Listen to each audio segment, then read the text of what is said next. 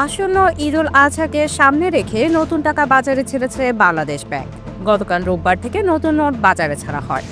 প্রথম দিন বাংলাদেশ ব্যাংকের মতিঝিল অফিস থেকে সীমিত পরিসরে নতুন নোট পাওয়া যায়। আজ সোমবার থেকে বাংলাদেশ ব্যাংকের শাখা অফিসের বাইরে আরও 10টি ব্যাংকে মিলবে এইসব নতুন নোট। বাংলাদেশ ব্যাংকের গভর্নর ডক্টর আহসান এইচ মনসুরের স্বাক্ষরযুক্ত নতুন সিরিজের 1000, 50 ও 20 টাকার ব্যাংক নোট পাওয়া যাবে আজ থেকে, যা 11টি ব্যাংকের নির্দিষ্ট শাখা থেকে সংগ্রহ করতে পারবেন গ্রাহকরা।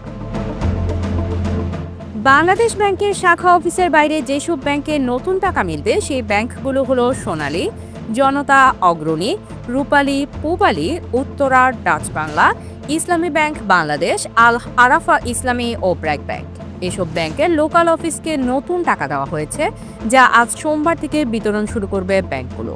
তবে কোন কোন ব্যাংক কোন কোন শাখার মাধ্যমে নতুন টাকা বিতরণ করবে তা ব্যাংকগুলো নিজেরাই ঠিক করবে।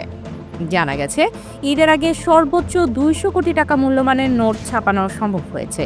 এসব নোটের মধ্যে বেশিরভাগই ব্যাংকগুলোকে দেওয়া হচ্ছে, বাকি টাকা বাংলাদেশ ব্যাংকের বিভিন্ন শাখার মাধ্যমে বিনিময় করা হবে।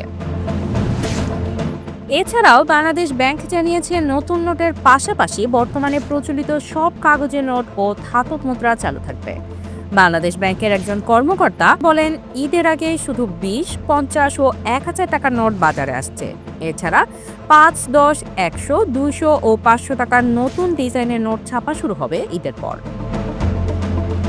বাংলাদেশ ব্যাংকের নির্বাহী পরিচালক ও মুখপাত্র আরিফ হোসেন গতকাল রোববার বলেন, কেন্দ্রীয় ব্যাংকের সরাসরি গ্রাহক হচ্ছে বাণিজ্যিক ব্যাংকগুলো, তাই কয়েকটি ব্যাংকে সীমিত পরিমাণে নতুন নোট সরবরাহ করা হয়েছে। এসব নোট সোমবার বা তার পরদিন থেকেই গ্রাহকদের কাছে পৌঁছাতে শুরু করবে। প্রথম ধাপে 20, 50 এবং 1000 টাকার নতুন নোট ছাড়া হচ্ছে। ধাপে ধাপে আরও নতুন নোট ছাপানো হবে এবং সরবরাহের পরিমাণ বাড়ানো হবে বলে জানান বাংলাদেশ ব্যাংকের কর্মকর্তারা।